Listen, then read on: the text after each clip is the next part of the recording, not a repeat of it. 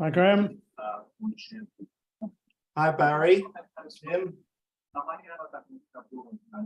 William. I see you. Hello. Lee. Rosanna. Hi there, Dominic.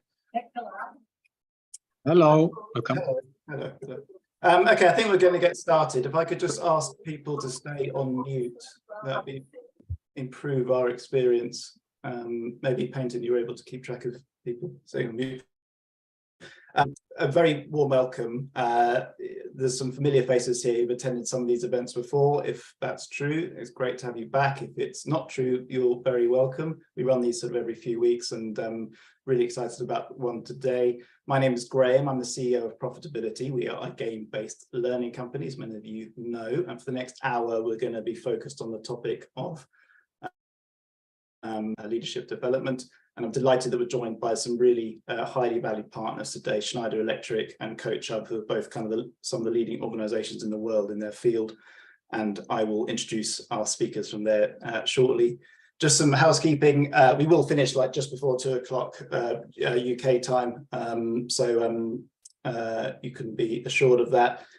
We have had a number of people to record the session. So if we're happy with that, I'm assuming you are happy with that, we will be sending the link directly to those people. We're not going to be flooding the internet with this video. So the aims of these sessions is to have quite an intimate discussion about the topic.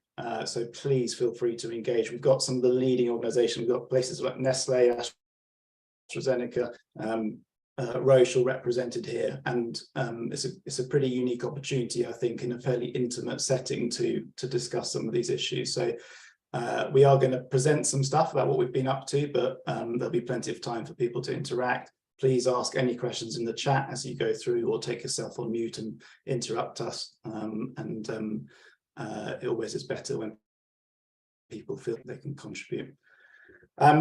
Just to kind of scene set, the context for this session is really some this research. I'm sure some of you have seen this DDI report. I know on the internet now you can kind of find data to back up any opinion you hold and then ruthlessly market it and say, we were right all along. But we do like this report because it's very big. It's got very big samples. It's held in very high regard. It's been going for quite a long time. It's much bigger than many of the other surveys you see. So I think, Painton, if you're able to put the link to it in the chat at some point, you can go and download it yourself. It's really easy to read as well, which we like. And one of the things that came out just in January last year, January just gone, was the idea of what leaders were concerned about. And I think what strikes me is that amongst all the headline grabbing acute issues of the day around digital transformation, AI, global recession, all this sort of stuff, it's still the chronic challenge of managing people, leadership development, which is keeping people up at night. Research reinforces this idea, which I'm sure everyone here is familiar with, that the experience of the employee is still more heavily mediated by the leader than it is by any other influence in the organization.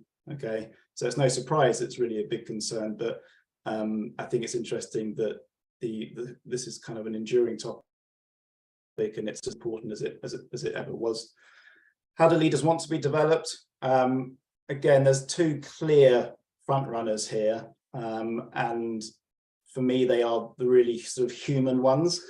They are the kind of where they get helped by a professional, not necessarily in person, but kind of a live experience. And certainly in the research the last 2 or 3 years over the pandemic, digital learning and lots of organizations attempts at sort of manager as a coach type initiatives, they've become much less popular because people are realizing that to develop leaders, you need to offer these kind of very human experiences. Unsurprisingly, the top performers in sectors say that they invest in leadership at all the organization, whereas lots of companies still only just pick, the sort of entry level or very senior tiers. And in the category of instructor-led training, which is a huge category, it kind of comprises of lectures, webinars, workshops.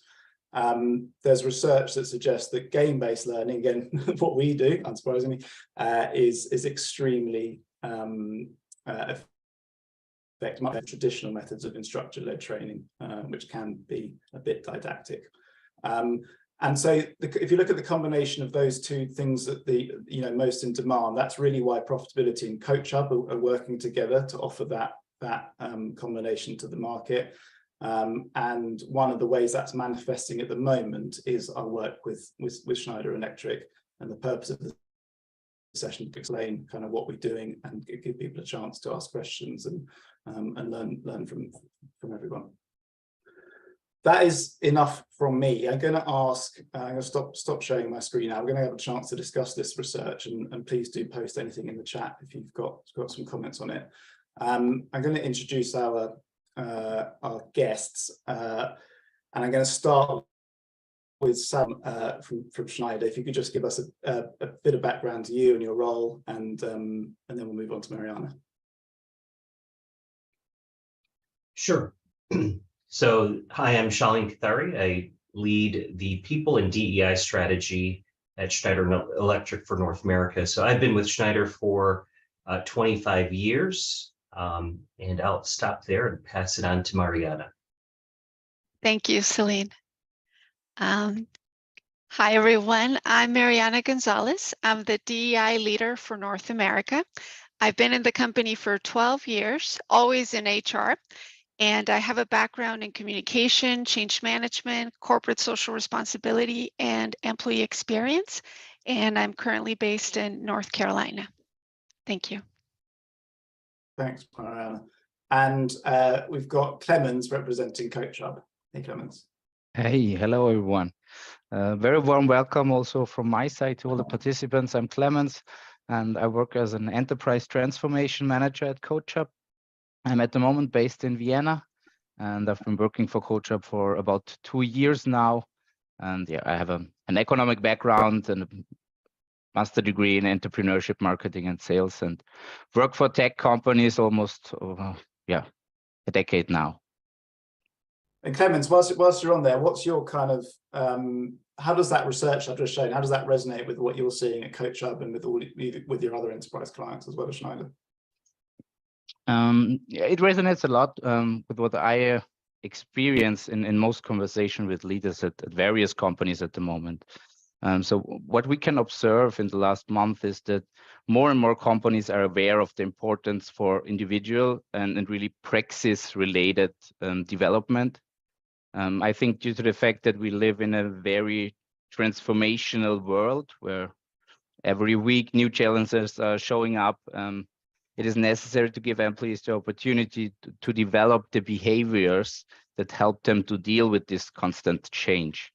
And I think therefore it's very necessary to have formats like simulations, like coaching, which gives leaders space to reflect, but also to practice and to observe their own behaviors and to get the chance to develop, I call it like a growth mindset, which helps them to deal with this constant change. Yeah.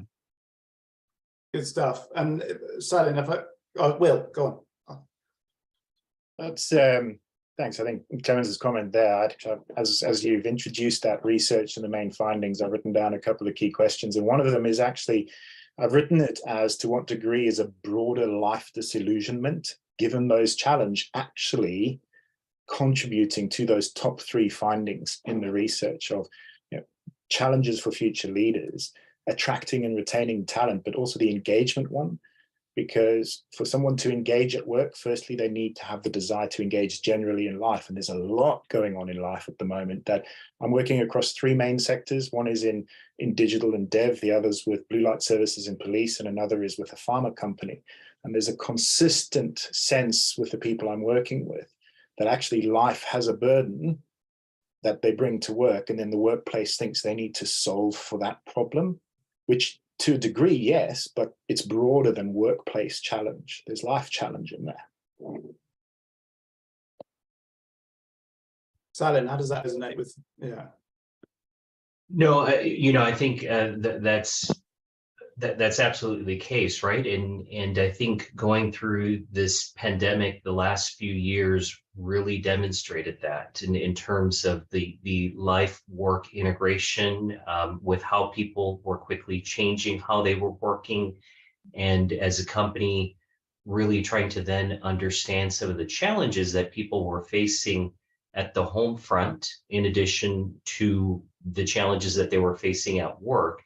And so it gave the opportunity for HR to really work with business leaders to really address how we work with employees, from the pandemic and that point forward, with constant changes and, to the elements that Graham shared in the DDI study in terms of attracting and retaining employees and so forth. For companies to successfully attract and retain talent, we needed to address a lot of the situations that you outlined. It's not just how do we create a more positive work environment, but how do we focus on the personal side of employees' life as well? How do we really get to know who the employees are? How do we become more empathetic? How do we understand the burnout that they're achieving? How do we understand the struggles that they're facing at home? These are all situations that future leaders need to address and work on if they want to address, the areas that Graham outlined. So are you saying there that maybe the pandemic and all the challenges that threw up, it's actually kind of helped this space? Do you feel like, I guess one question is, does that priority of concerns match what maybe the Schneider CEO would say? And then my follow-up is like, has that made it easier for you in your areas to, do more stuff, basically? Absolutely. So, I would say within Schneider, HR has always had a strong partnership with the business, but, we took this crisis as an opportunity to really accelerate some of the ambitions we had. So there are many things that we were pushing for, that we were developing business cases for, but when the pandemic hit, there was no in terms of trying to really prove the full business case. It was, we got sort of the blank, the carte blanche from the business to say, hey, look, you guys tell us, you do what you need to do to keep our workforce engaged.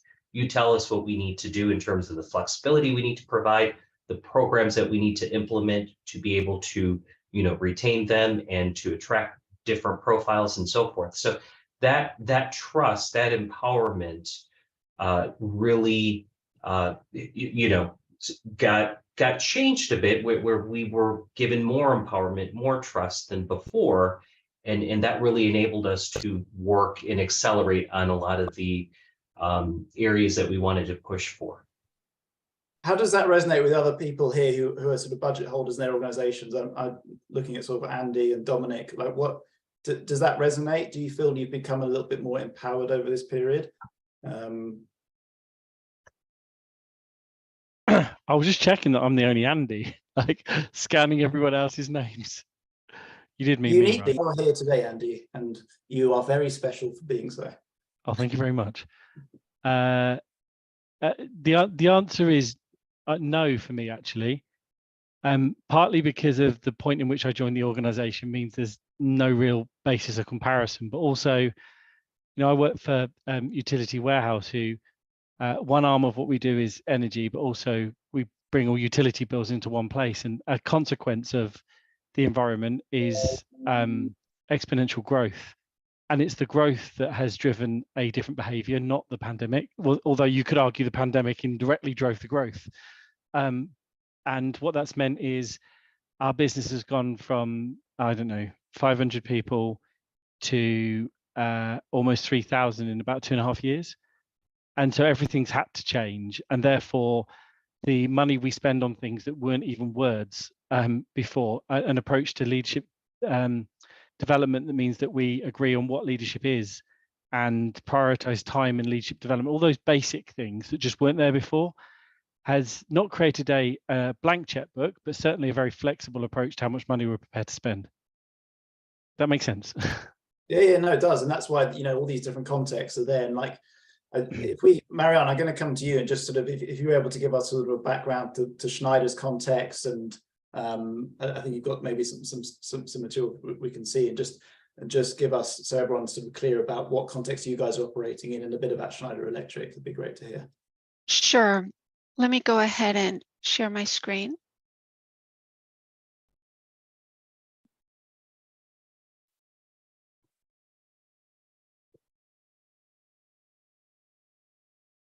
So basically, just a general context for those of you who are not familiar with Schneider Electric as much. So our main purpose, right, is to empower all to make the most of our energy and resources, and bridging that progress and sustainability for all. So here, this element of really thinking about everyone in that sense, even in our purpose, inclusion, that element of being inclusive is embedded in our mission. So generally, that our mission is basically to be that digital partner in sustainability and efficiency. And so in terms of that general context, and Celine can speak to this just in a broader sense, as a company, we also have the aspiration or the ambition to be the most inclusive company in the world. So that's aiming very high. And thinking about the earlier comment that was mentioned, that there's things outside of our control that are impacting that employee experience and their sense of well-being. Like Shalene mentioned, we wanted to focus on what we can control within our environment. How can we make things better? And thinking about that people element, or that human centricity, to just position empathy, trust, inclusion, and care as a leadership expectation. So I'll stop for a moment. I know Celine has more to say about that overall context. Sure. And I'll maybe touch on a little bit of what Andy mentioned as well. And, you know, so the pandemic has also provided an opportunity for Schneider to really grow. So that, coupled with different crises we face around the world, supply chain crisis, the Ukraine-Russia war, in addition to the IRA legislation we have in the US, has really given more opportunity for our business to play in the sustainability space, to really focus on how we can make companies and countries more energy independent. And that has really also led to double-digit growth for our business. So we were growing in the single digits before the pandemic, and since the pandemic, we've been growing double-digit, and really having to even turn business away in certain cases just because we can't keep up with some of the supply chain issues as well. So that, you know, so in terms of, Andy, what you mentioned, you know, a lot of that resonates with us as well, in terms of how do we grow the business in a sustainable way. And also, you know, the talent needs that we have as a result. And, you know, I won't jump the gun here, but that was one of the impetuses of why we created this leadership program that Mariana will talk about in more details. But it was, you know, as an organization, we need to continue with this double-digit growth. How will we continue with the pipeline of bringing in the right talent to sustain that growth? And at the same token, we want to make sure that we retain the skill sets that we have in the organization. And often there will be new and different profiles that we'll have to look for with the same skill set. But that was an issue that our senior leaders understood, that we do need to, you know, bring in different profiles. But part of the challenge we faced is that we necessarily didn't see that with our frontline and middle level managers. They wanted to continue bringing in the same profiles that they historically brought. So how did your senior people know that new diverse hires were needed? Or was that some pushing that you had to do to them? So good question.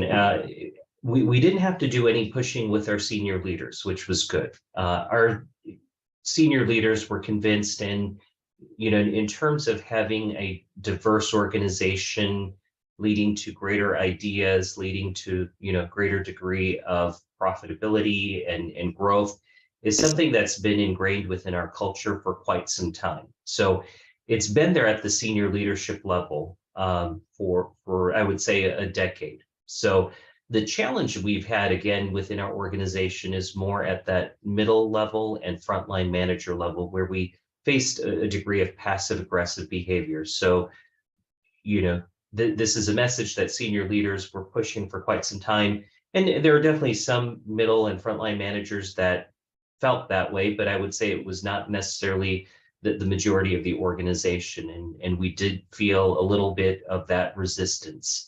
And so that's the discussion that we had then with our senior leaders. They said, okay, to really continue and create that growth mindset, what do we need to work on in terms of creating more of that inclusive mindset with our middle and frontline managers? And that then gave birth to this idea of this inclusive leader program that we've worked on with CoachHub and ProfitAbility. And this program also has the intention of supporting managers, helping managers. So we were very careful about not conveying the message that this is to fix anything that's wrong, or that there's anything wrong with our managers today, right? Just so to prevent any kind of resistance around, right, the program, and but sincerely also to help them, just because they're facing their own challenges, and thinking that the role of the manager today is just different than it was 10 years ago. They're dealing with more diverse teams, more remote teams, and because we want to attract also non-traditional profiles, we want to equip managers to be able to manage these kinds of very diverse teams with people from all walks of life. So we were thinking about that to really equip managers in that respect. Well, this is almost uncanny, the similarity in the conversation today versus yesterday. So yesterday morning I did a keynote speech or delivery at the Wrighton College of Policing in Wrighton and Dunsmore here. And afterward, we had exactly this conversation. Now, this week, there's been a fairly damning report published around the state of policing in England and specifically England and Wales, but say the United Kingdom. And one of the challenges is it's not about highlighting the shortcomings of current management. It's just what target are they aiming at, and what challenge do they need to aim themselves at and become accustomed to. So, okay, and the behaviors need to shift to align to that. Not that what they have been doing is wrong necessarily in some instances. It's just that environment and need has changed, as well as expectation of diversity and inclusion within the forces. So it was a very interesting conversation to have, and it's quite encouraging to see it reflected here. And I suppose my question is, if there were one or two top strategies, we discussed this a bit yesterday, I'd like to explore in order to get those management behaviors aligned. There's potentially a lot of entrenched behavior there from years of doing the same thing. One tactic, one approach or strategy that you have found works, or that you're planning to deploy, that you have high confidence in. So Will, you're setting the stage for this program that we worked on with CoachHub and ProfitAbility, because what you're indicating is exactly the dilemma that we were facing, is that, part of that resistance that I mentioned to you, everything was working well for managers in terms of business as usual. It's been more of these past few years where there's been a high degree of change. And so some of the managers are realizing it, but some of them are thinking, well, things will go back to the way they were. And we know that that's not going to be the case. Change is going to be constant, and change is going to be accelerating. this decade. There's more, we live in more of a VUCA world today than we did a decade ago. And so again, we need to, Mariana's point, help managers really understand that. Again, our senior leaders are very aware in terms of the dynamics of what's playing out in the world and how we need to address it. But it's more of making sure that we have that realization, first that realization with a broader management population within our organization. And then once that realization is there, what we can do to help them to adapt to the changes that they're faced with, and some of the complexities of managing talent today versus managing talent 10, 15 years ago. And I will let Mariana share a little bit more about the program that we've put together, because I think this program actually really helps with exactly, Will, what you're talking about. Yeah, thank you so much for pointing that out, Will. And to sum up, it's not an all-solving solution, but to sum up and respond to your question as to, well, what's the strategy? Well, one key element is precisely training, right? Or precisely this educational program, this mindset shift. And it's one aspect of the solution. It's not everything. And it won't, one training, 4 months is not going to completely transform, right, a mindset, but it lays a foundation to continue. In fact, we have planned as well a post program, like a community of alumni to dive deeper into these elements after the program, precisely to stay close to them and enable just that mindset shift over time, right? And so thinking about precisely that we're in a world of constant change, and that can be very stressful for teams, for leaders. Focus areas like growth mindset, resilience, these are very important elements of the CoachHub inclusivity framework, so that we leveraged. So basically, together we designed a solution where we have a 3-pronged approach, basically, that has coaching on one hand, gamified simulation, workshops, and that e-learning content, right? So these are different pieces that although it's a standard framework with a very specific experience, the coaching element allows the leader to really have these one-on-one human conversations with a coach to set goals based on a self-assessment, what they want to work on during the next 4 months, and make that program to really personalize it, to really make it their own, right, according to their own needs. So basically, the main challenge we see, just to sum up, is precisely managers struggle to retain skilled employees and attract diverse talent. So we need that, which puts basically our growth ambition at risk, right? So we want to help them in that respect to deal with this increasingly complex, flexible workplace. And the outcome we envision is precisely this mindset, the skills and practice to really be able to work with people with diverse backgrounds, connect with their empathy as part of being a leader, and achieving those results inclusively, better and faster. So we see a connection with high performing teams. So it's not just, it's a DEI argument, it's the right thing to do. We need this to be able to be successful.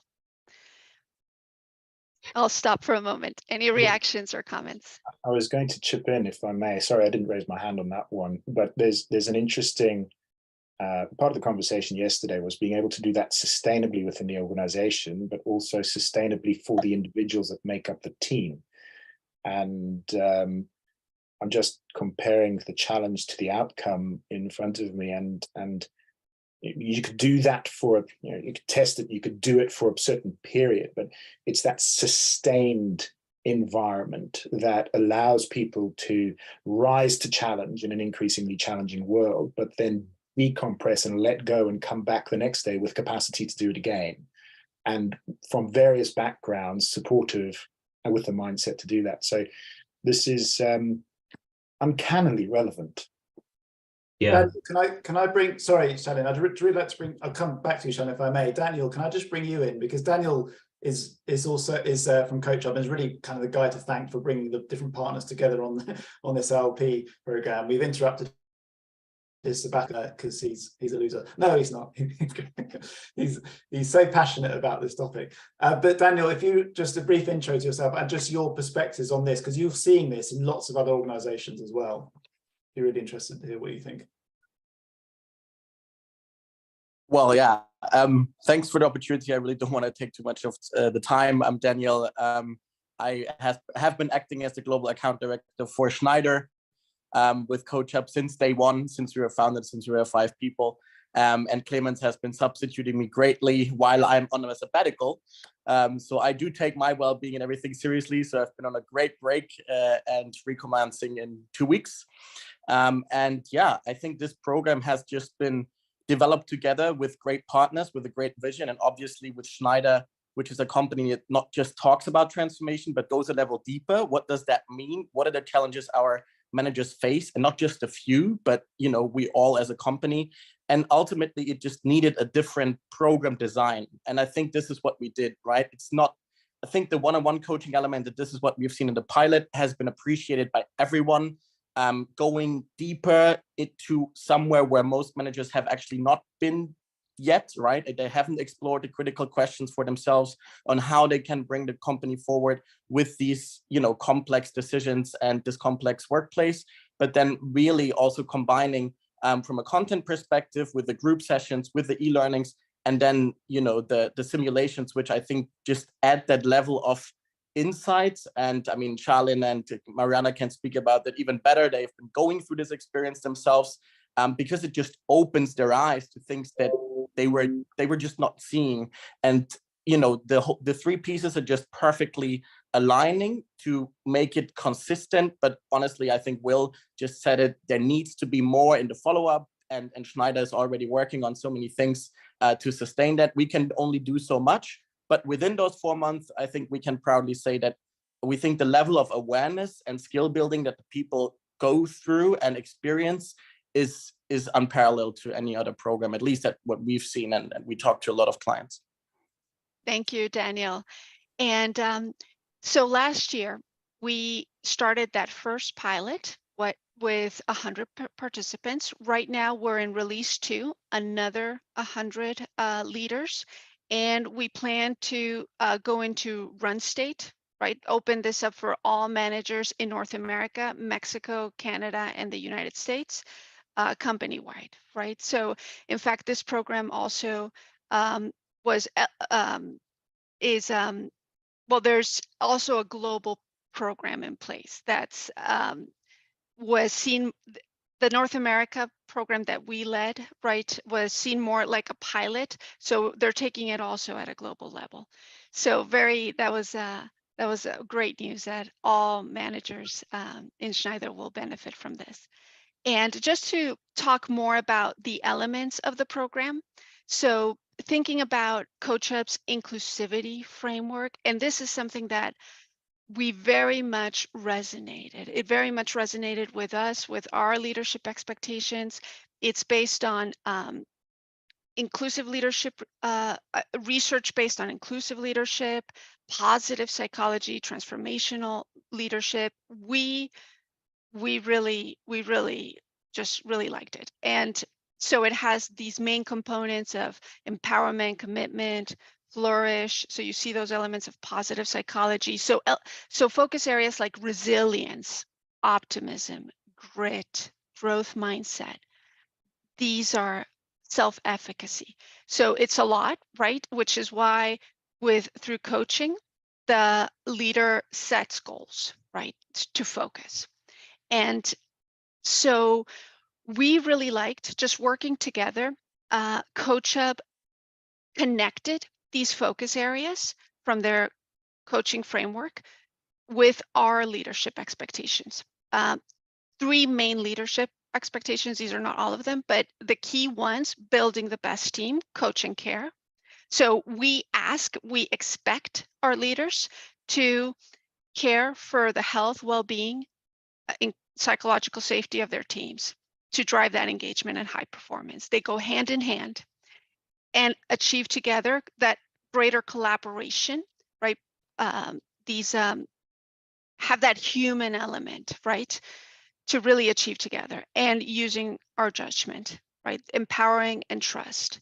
So this includes the element of being able to be agile, right? Using intuition and logic, and focusing on trust and empowerment. So CoachHub connected their own focus areas with our leadership expectations. And just from a metrics perspective, we were able to measure just that progress based on the leader's own self-assessment of how they feel that they progressed. And in terms of the top focus areas in workshops and simulations, so we focused on basically allyship connected to inclusive communication, anti-discrimination, specifically fighting bias or interrupting bias. So difficult dialogues connected with challenging fairly. But this topic of, for example, difficult conversations or critical conversations, so key for any manager. So it's important for inclusive leadership, but it transcends inclusive leadership. It's just a soft skill that's critical just for teams to work well together. And of course, empathy, active curiosity. So this is a skill that we believe can be developed. And this ties more into just other elements of psychology, right? That we're all empathetic, and it's just a matter of being able to connect with that. Sometimes there's environment factors that can hinder that, and it's a matter of knowing how to connect with that, right? And before I'll stop for a moment. Any reactions or comments? I'm just good. That's great, Mary. Thanks. Ali, you had your hand up. Have your question been answered, or please do ask your question again? I have got a question. I think Andy's hand was up first. Do you? All right, Andy, if I go for it. My question, it might take us too far off track, so ignore it if it's not timely, but I can see from the alignment you've got here that Schneider was really ready for this program. And even when I go straight to the Schneider website, the leadership team's diverse, you can see it. I've been involved with programs where we've tried something of this nature where the company obviously wasn't ready. So I'm intrigued what kind of readiness exploration diagnostic needs to be done before starting this, or were you just was it obviously clear that you were ready? It's a good question, and as I mentioned, I think it starts first with our senior leadership, right? So our senior leadership has been pretty progressed, I have to say. Give credit to our CEO, Jean-Pascal Turcois, who's been very progressive, and in terms of having a diverse leadership team is something that he has felt very passionate about, and drew the connection of, if we want to grow as an organization, we need to really have a diverse team. And so he has put a diverse executive team in place for quite some time. And so I think that definitely is the starting place in terms of making sure we have strong leadership support and a belief in diversity and inclusion at that leadership level. And because we have that in place, that has enabled us to really accelerate in this journey of really driving this down to our frontline and middle level managers. But I do feel it's a two-pronged approach in terms of taking a top-bottom approach, but also taking a bottom-up approach as well. So what we have really seen flourish, and I think the other strategy that companies can take, is really promoting a lot of the employee resource groups, really giving grassroots movements in terms of empowering the employees to really voice their opinions and their beliefs and their concerns in a, again, in a, what I'd say, a way that promotes healthy discussions and does not create any friction. Sometimes it's good to have those uncomfortable conversations. And we've started a series of having uncomfortable conversations within the organization as well. So, but in my view, it's taking that two-pronged approach of, a top-down complemented with a bottom-up approach to really change that culture of, creating more of that diversity and inclusion within the organization. It's a great question.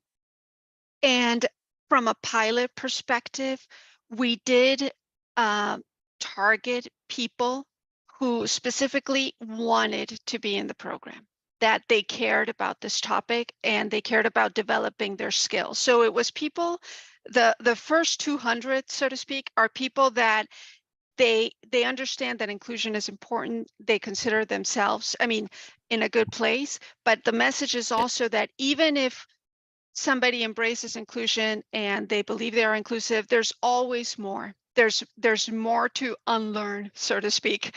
And it's inclusion, empathy, building trust, managing these difficult conversations, etc. It's a journey. So we started with people that wanted to be in the program. So we plan to have these people serve as champions to promote the program and offer testimonials of their experience to drive that change. So they'll be also our kind of champions in that sense. So we started with people. In any change initiative, there will be people always who are on board, who are resistant, who are, I don't know about this, who are kind of undecided, and that's very normal.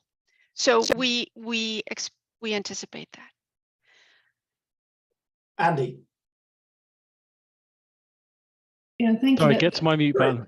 Andy, Sorry. Yeah. Right of reply to Ali. Yeah, no, it's okay. It's fine. On the earlier slide where you had challenges and outcomes, that's where I first put my hand up. What I don't know if you can go to actually, because I can remember what it said. Because the part on there that resonates for me is that, well, firstly, just to give you some context, we're in the opposite situation. We don't have a diverse board and we don't have a diverse exec. In terms of diversity, the conversation to try and challenge around inclusivity and mindset is not difficult, but that's still in an echo chamber. If you know what I mean, you don't know you've got diversity of thought if it's not there. And so the business case for it in terms of change is, I think, a difficult conversation for us. But the thing on here that resonated was about attracting diverse talent. It seems to be when you get to the outcome and the program that you've run is focused on the mindset of existing people, whereas my mind is at decisions that impact diversity, which is about people that don't yet work for you. And therefore, what are you doing? What have you done? Or how has this impacted hiring decisions?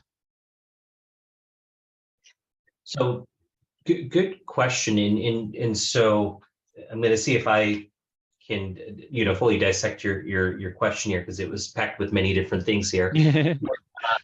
What I'd say is, we want to try to bring different profiles into the organization. A big part is we have a talent shortage. One of the things that we explain to our leadership as well, and what we're trying to explain to our middle and frontline managers is that there is a serious talent shortage that we're facing.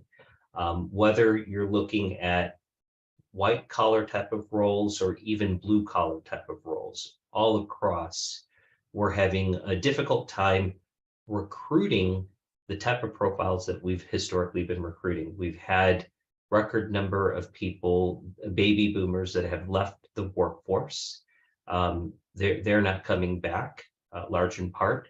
But now what do? We need to be open. We don't want to sacrifice the skills, but we need to be open to recruiting different profiles within the sector there. So what we're trying to do, we've developed a returnship program where people that have been out of the workforce for 5-10 years, whether they've been in the military or they've stayed home as a parent, how do we bring them back into the workforce? So we've done 2 pilots with that to bring individuals back into the workforce. We have an apprenticeship program that we're currently working on to bring more veterans and individuals from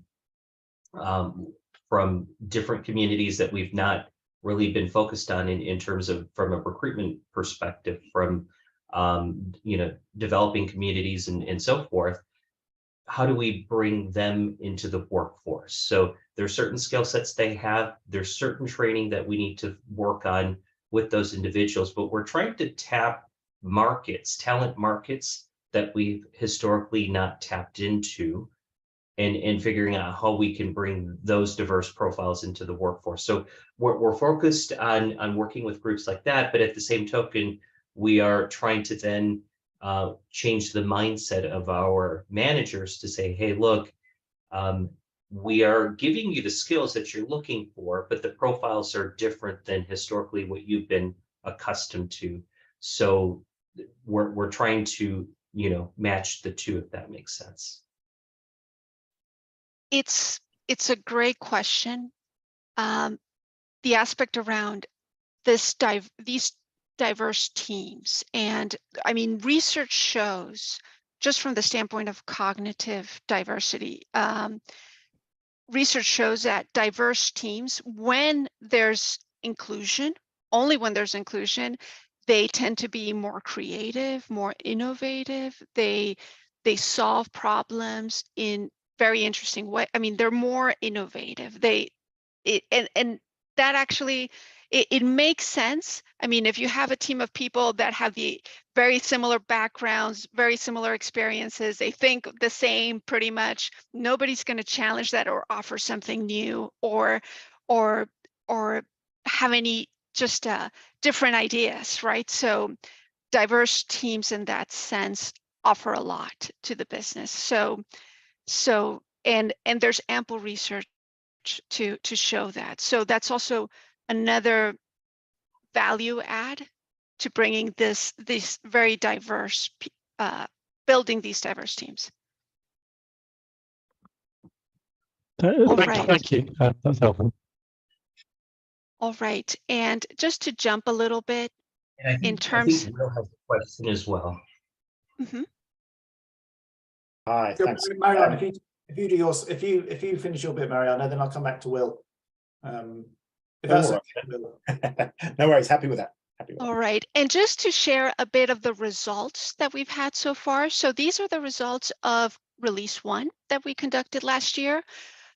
We had a net promoter score of 51, which is very positive for a pilot.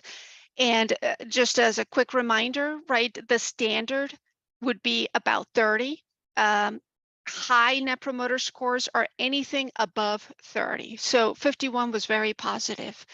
And overall, we also, just from the standpoint of the coaching alone, our leaders loved the coaching. 4.9, great comments, great feedback. And something about CoachHub that we really appreciate is their metrics, and they're just from a data perspective, they measure everything or anything we want. So we really appreciate that, to really get an accurate sense just from a data perspective, metrics, what the results are. And in terms of the post, we conducted a pre-survey and post-survey just to get a sense of their understanding of inclusive leadership and different elements. So the post-survey indicated that, for example, 70% of our leaders experienced a change in, for example, their sense of allyship. 84% just experienced a change as well in just their understanding of anti-discrimination. Also, in terms of difficult dialogues, they felt better just managing this topic. 89% indicated also a change, and 95% also indicated that they experienced a change in their ability, just their managing empathy and building empathy with their teams.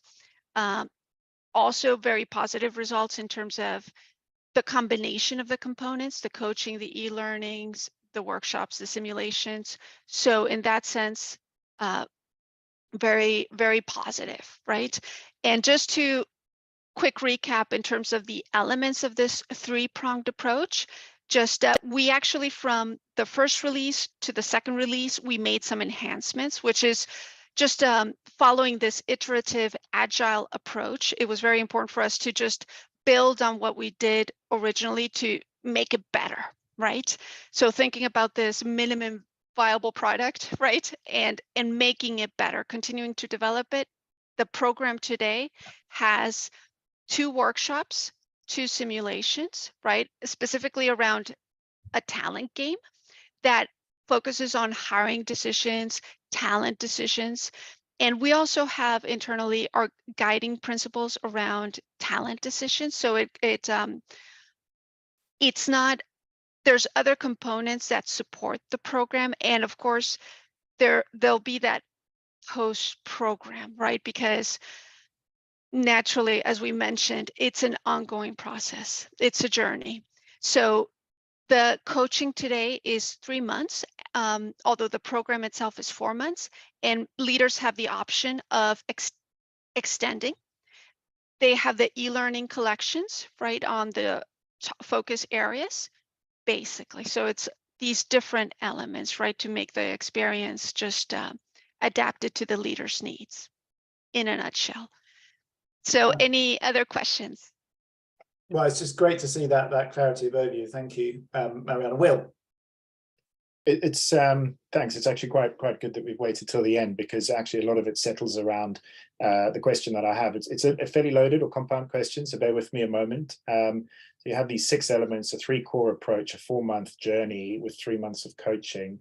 You do a pre-survey that scored in the 70s on response, and then in the 40s on the post-survey in terms of percentage response, which is something curious that I'd like to dig into. But I'd like to dig into that a little bit in context of the things that need to be happening in the broader organization to create the space for this to work.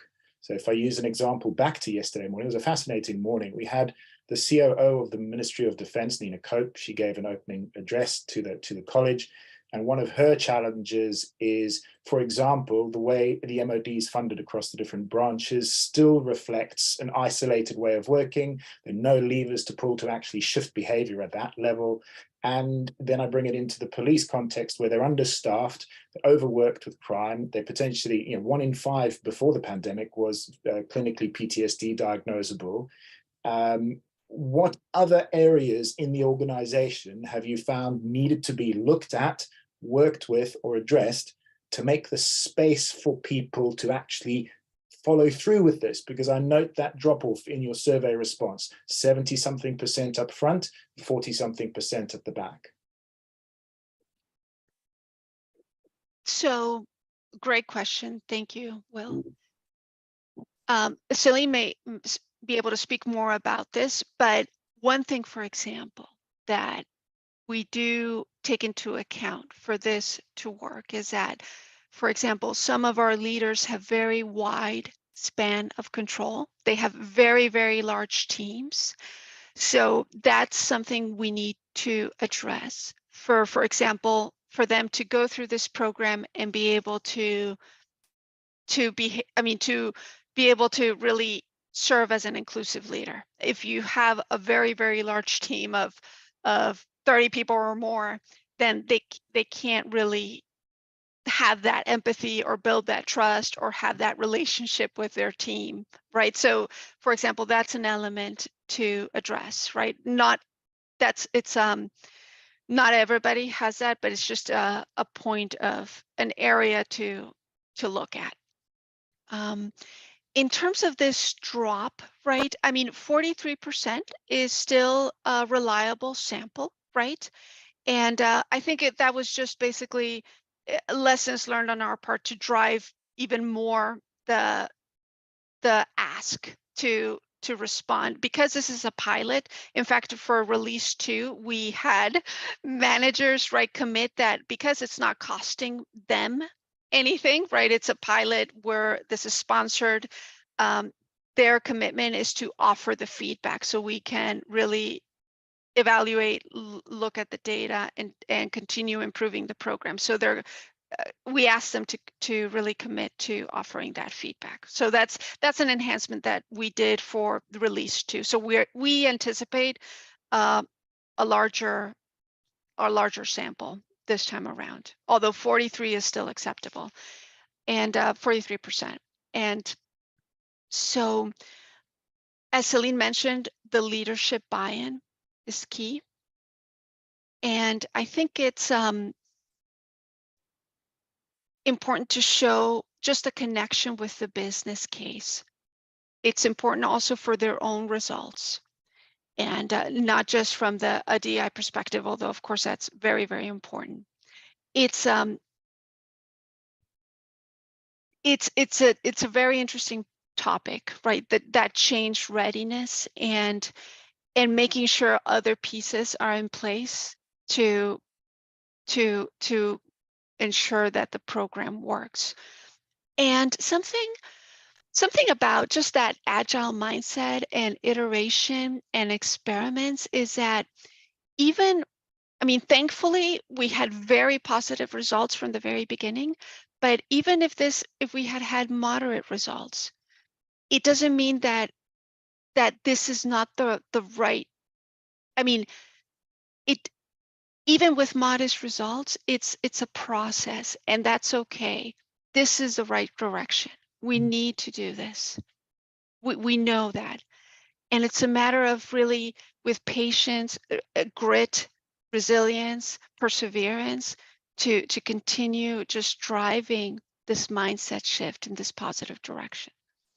I'd fully agree. I think I'd love to pick up a conversation about some of the more tangible levers to pull in terms of making people's time available and engaging a volunteer group and such. But that process is very relevant. We used the analogy yesterday of it's a big tanker, and even if it just changes a degree on a global course, that's a lot of change. And then just another degree, and it's taken 9-12 months just to get the first nudge in some of the areas already in their environment. So very, very useful. Very useful overview generally. Thank you. Well said. I had the opportunity. Thank you very much. I'm conscious of time because I know everyone's got busy lives, but I just from a sort of partner perspective, profitability, like working with Schneider, which has just been nominated as a lighthouse sort of organization for their work on pay equality. It's just a level from, I know Andy, it can be a real battle getting buy-in for some of these sorts of programs, but for us working with, I'm sure CoachHub would say the same thing, working with people like Salin and Marianne who just get it, and you're just all trying to do the same thing. It's just, you really feel like you're having an incredible impact on the world and leaning on an open door rather than this constant fight, which so much of this space can be. So a huge thank you for joining. I will share the thanks, Ellie. I will share the contact details of the speakers so that you can connect, and that we know that's happened before, and that's been a real sort of leg of this whole point of this series. But special thanks to Salin, Mariana, Clemens, and Daniel from our partners for giving up their time and sharing so transparently what we're trying to do. And thank you, Graham, for the invitation. Pleasure connecting with you all. Pleasure. And everyone else should look out. We'll run another event like this probably in a couple of months' time, so we'll be in touch for that. Otherwise, have a lovely rest of your Friday, and thank you very much for joining. And I'll send a follow-up email later on with some of the with the slides. Thank you. Bye-bye. Thank you. Thank you all.